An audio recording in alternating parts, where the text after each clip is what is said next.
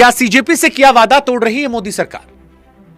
छात्रों के विषय पर यह सवाल इसलिए उठ रहा है क्योंकि बिहार की सरकार ने छात्रों से मुकदमे वापस ले लिए। असम की सरकार ने भी लिए, वहां 13 लोग बंद थे, छोड़ दिए गए। महाराष्ट्र में फडणवीस साहब ने 1000 लोगों के नाम थे मुकदमों में, उनसे 20 मुकदमे वापस ले लिए।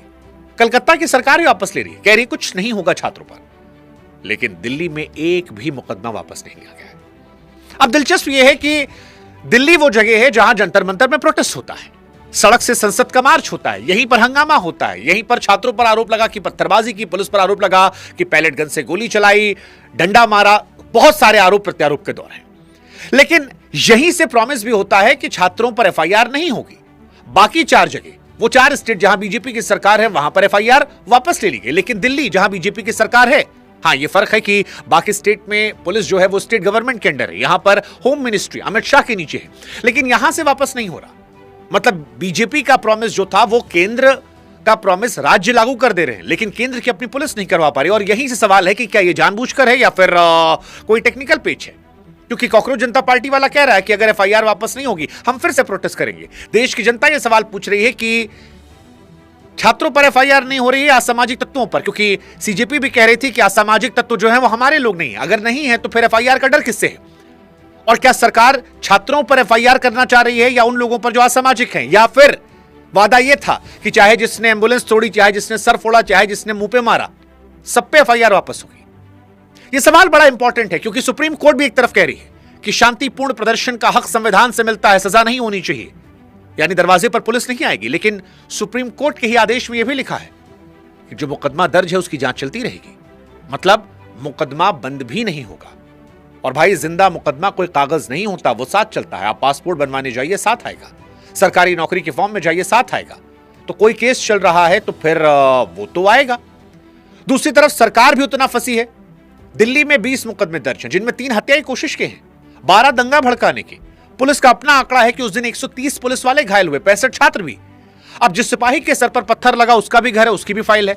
और कुछ मुकदमे पत्रकारों ने खुद कराए हैं अपने ऊपर हुए हमलों को लेकर, वो उनकी हां के बिना वापस नहीं हो सकते। और अगर आप सब एक साथ खत्म कर देंगे तो यह मानना पड़ेगा कि उस दिन तो कुछ हुआ ही नहीं, वापस ले लो तो मामला साफ, ना लो तो वादा टूटा।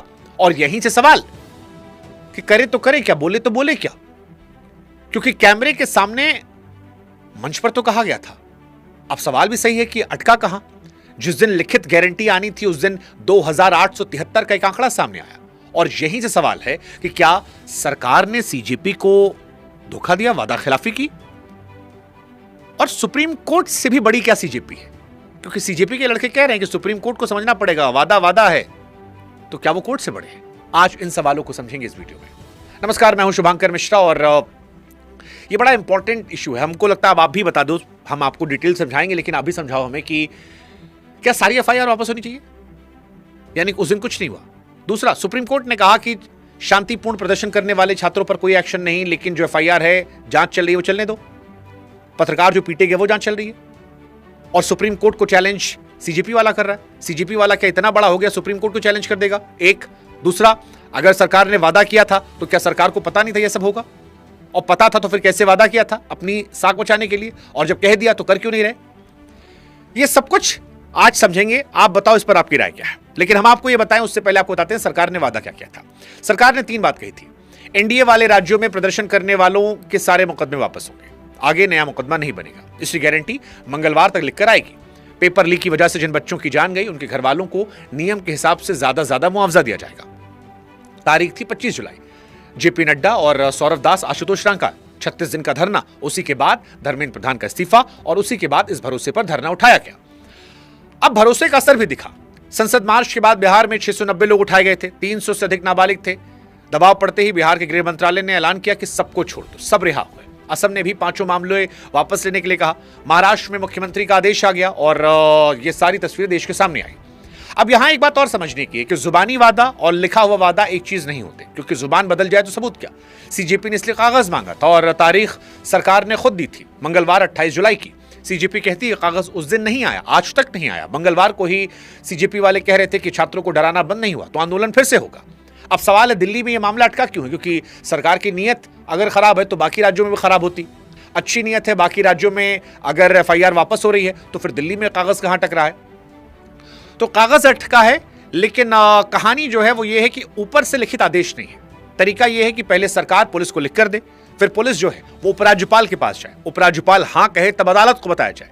अब 3 मेज है और फाइल अभी पहली मेज से चली नहीं है, तो सवाल है लिखने वाला कौन।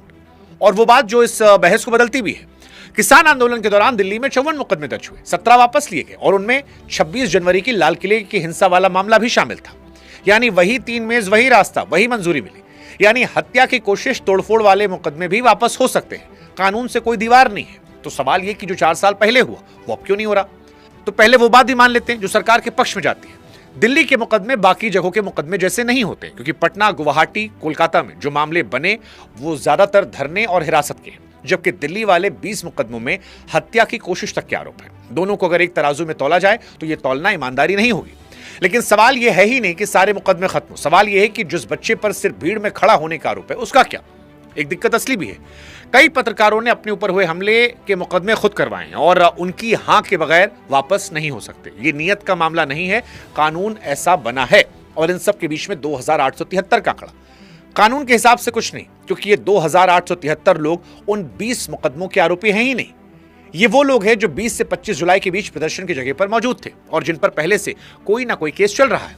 तो क्या जिन पर पुराना केस चल रहा है वो प्रदर्शन में खड़ा नहीं हो सकता?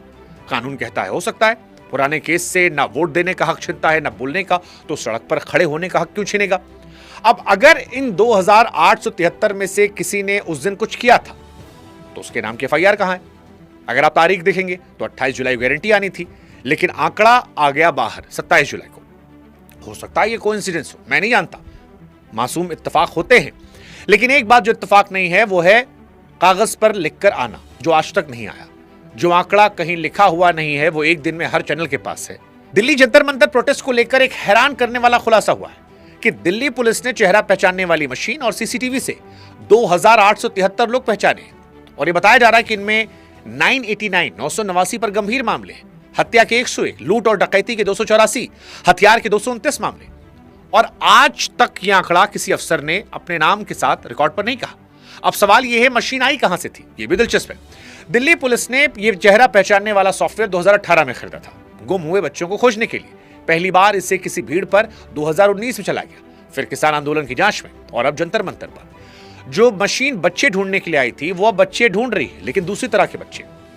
और यही CJP वालों को परेशान कर रही है। वो कह रहे हैं कि अगर भीड़ में अपराधी घूम रहे थे तो पुलिस अदालत जाए, उनके पुराने केस में जमानत रद्द करवाए, पुराने आरोपियों का नाम लेकर नए मुकदमे ना चलाए।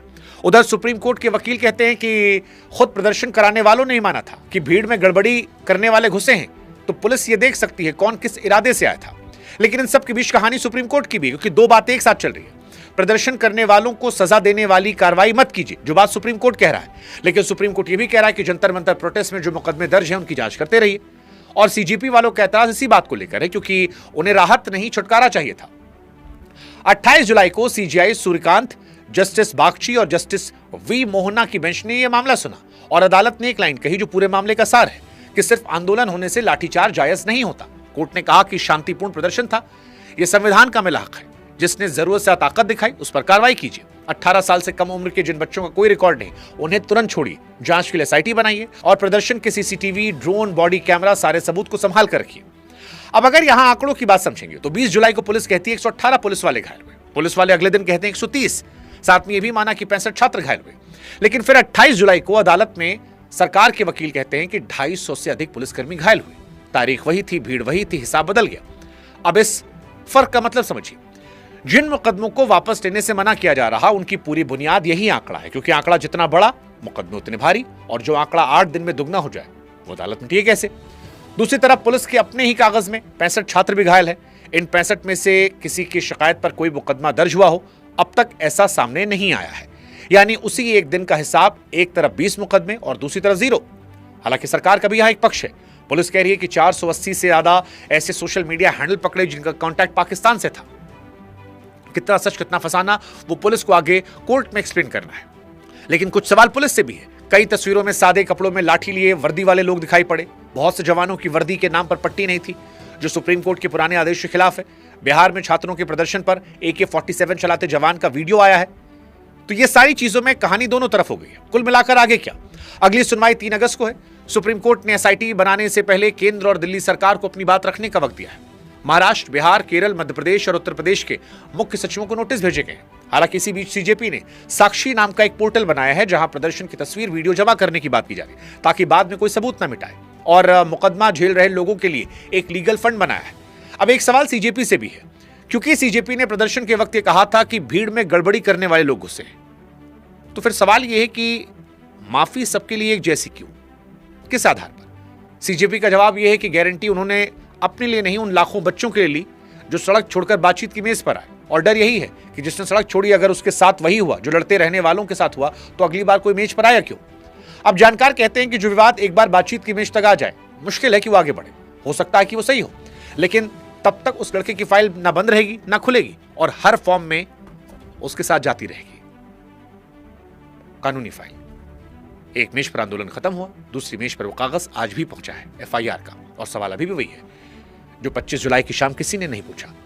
अगर दिल्ली को उस वादे से बाहर रखना था तो ये बात उस मंच पर उन कैमरों के सामने क्यों नहीं कही गई? और इसीलिए सवाल, क्या सीजेपी वालों के साथ वादा खिलाफी हुई है? What's your take? Comment section